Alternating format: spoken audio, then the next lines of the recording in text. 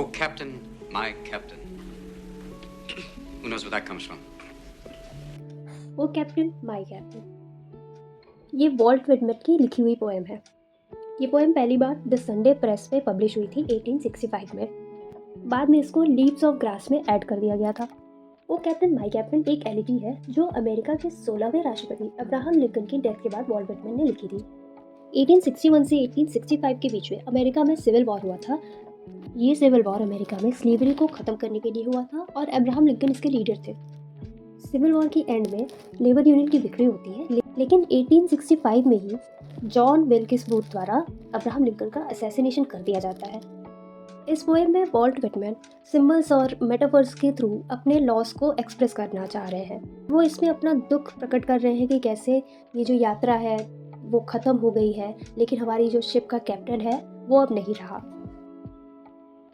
इस पोएम में कुछ जो सिंबल्स यूज हुए हैं वो है शिप, जो कि यूनाइटेड स्टेट को दर्शाता है, शिप का कैप्टन जो कि यहाँ पे अब्राहम लिंकन है, जो वॉयज या फिर जो यात्रा है वो सिविल वॉर है, और जो यहाँ पे शिप का डेक है वो सेमेट्री या फिर उस चर्चयार्ड को दर्शा रहा है जहाँ पे अब्राहम लिंकन का फ्यूनरल हो रहा है। इस पोएम में 3 स्टैंजा हैं। आइए इस पोएम को हम एक एक लाइन से समझते हैं। O captain my captain, our fearful trip is done. The ship has weathered every wreck. The prize we sought is won. Poet यहाँ पे अपने शिप के कैप्टन को एड्रेस कर रहा है और एड्रेस करते हुए वो उनसे बोल रहा है कि ओ कैप्टन, हमारी जो ये ट्रिप थी जो इतनी फेयरफुल थी वो अब ख़त्म हो चुकी है। हमारी इस शिप ने हर एक खतरे का सामना किया और हम जिस पर्पस से ये यात्रा कर रहे थे वो हमारा पर्पस पूरा हो चुका है, या हमारी जो फाइट थी उसका प्राइज़ हमें मिल गया है और हम इस फाइट में जीत गए हैं। इस लाइन में वो बेसिकली कहना चाह रहे हैं कि जो अब सिविल वॉर है वो ख़त्म हो चुका है और जिस पर्पस से हमने ये सिविल वॉर की थी, मतलब कि जो हम लोग स्लेवरी को एंड करना चाहते थे, वो अब ख़त्म हो चुकी है और हमारी जो लड़ाई है वो हमने जीत ली है। The port is near, the bell I hear, the people all exulting, while follow eyes the steady keep, the vessel grim and daring. Poet अपने कैप्टन से कह रहा है कि जो पोर्ट है वो अब पास आ रहा है, वहाँ पे हमें बेल्स सुनाई दे रही है। पोर्ट पे जो लोग खड़े हैं वो उत्साह से बेल्स बजा रहे हैं और वो हर्षोल्लास से हमारी शिप की तरफ देख रहे हैं। But O heart heart heart, O the bleeding drops of red, where on the deck my captain lies fallen cold and dead. Poet यहाँ पे एकदम शॉक में है कि अरे ये क्या हुआ। O the bleeding drops of red, where on the deck my captain lies fallen cold and dead.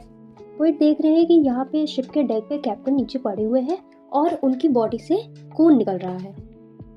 अब यहाँ पे फर्स्ट स्टैंजा में जो पोएट बताना चाह रहे हैं वो ये है कि हमारी जो ये सिविल वॉर की जर्नी थी वो ख़त्म हो गई। हमारी जो शिप है वो अपने पोर्ट के पास पहुंच चुकी है, हम घर पहुंच चुके हैं, हमें विक्ट्री मिल चुकी है। लेकिन जब शिप हमारे पोर्ट के पास है तो हम क्या देख रहे हैं कि हमारे जो कैप्टन है, मतलब कि हमारे जो प्रेसिडेंट है मिस्टर अब्राहम लिंकन, उनका असैसिनेशन कर दिया गया है। Abraham Lincoln is now dead, the captain is no more.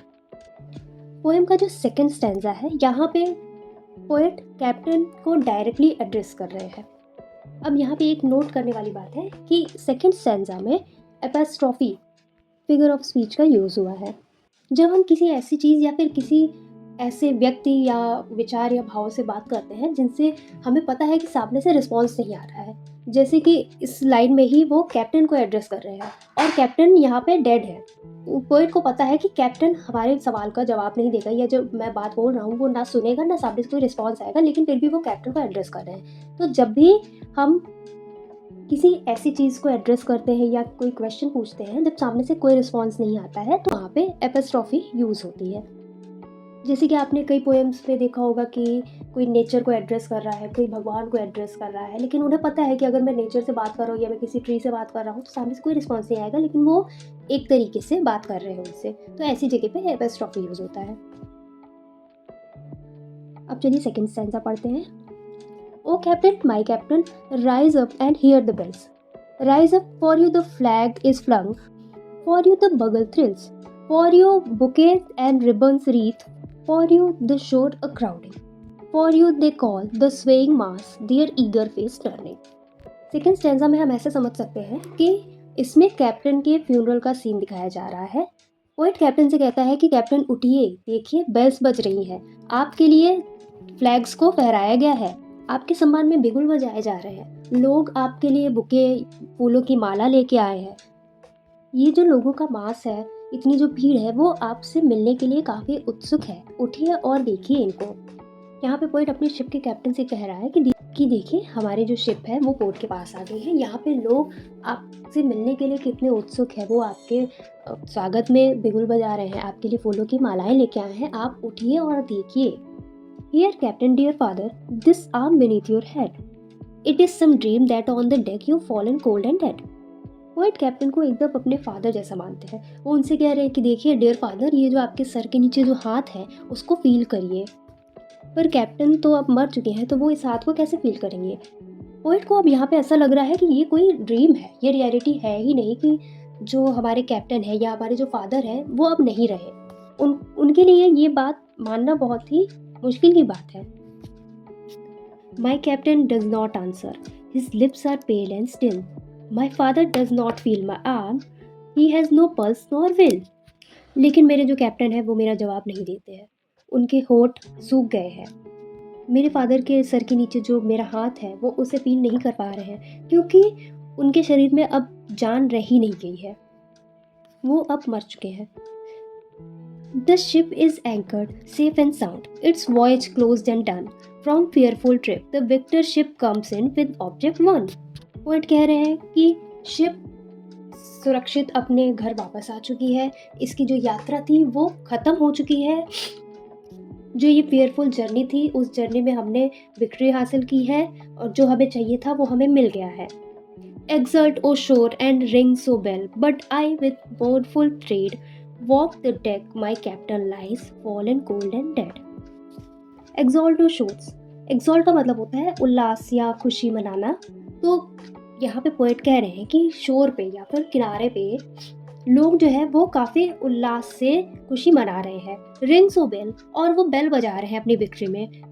But I with mournful trade, trade मतलब मूवमेंट या फिर ऐसे चलना फिरना। तो कह रहे हैं कि शोर पे जो लोग हैं, किनारे पे जो लोग हैं, वो खुशी मना रहे हैं, बेल्स बजा रहे हैं, लेकिन मैं काफ़ी दुख से भरा हुआ हूँ और धीरे धीरे चल के मैं उस डेक की तरफ जा रहा हूँ जहाँ पे मेरे कैप्टन पड़े हुए हैं कोल्ड एंड डेड। ये थी ओ कैप्टन माई कैप्टन की वर्ड टू वर्ड समरी। अगर आप ऐसी ही और पोएम्स की समरी सुनना चाहते हैं तो आप उन पोएम्स के नाम कमेंट में मुझे बता सकते हैं, तो मैं उन पोएम्स की समरी की वीडियो बना के अपलोड कर दूँगी। हमारे साथ बने रहें, इस चैनल को सब्सक्राइब कर दें और आपको ऐसे ही अदर पोएम्स या फिर ड्रामा या नॉवेल्स की समरी देखने को मिलती रहेंगी। Thank you.